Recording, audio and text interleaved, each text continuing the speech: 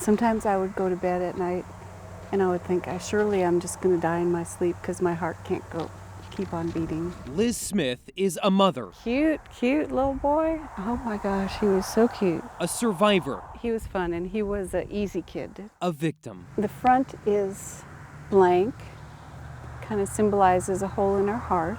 Her son robbed of his life. He was killed almost instantly. A drunk driver hit and killed Adam Smith back in 2006. We wouldn't leave until the DPS officer got there and told us that it was real, because you don't want to believe it. He was only 16 years old. And we found his glasses. Those are his glasses. Yeah.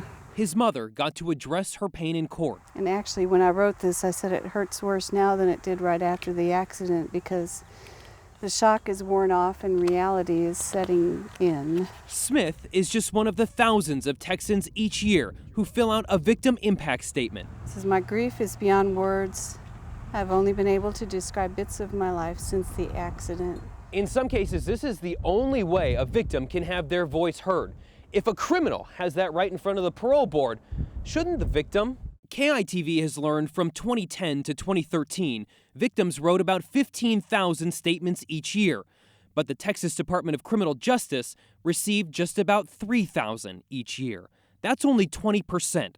So what happened to the rest? So if the court does receive it back, it by law has to go somewhere. Exactly. They are charged in the law in what to do with that and making sure that it becomes, again, like I said, a part of their commitment papers. Cindy Yon is the Victim Services Coordinator for the Bexar County District Attorney's Office. When you see in a little child's handwriting that says, I just don't want him to hurt anybody else, things like that. I can't imagine that you couldn't not be affected by what's going on. While she keeps on top of her county, she says breakdowns in the system can happen in many different places. I had a person one time that told me her elected DA wouldn't let her mail out victim impact statements.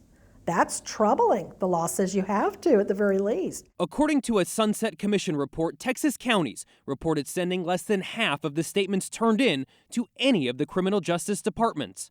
Everybody who touched his file needs to see that.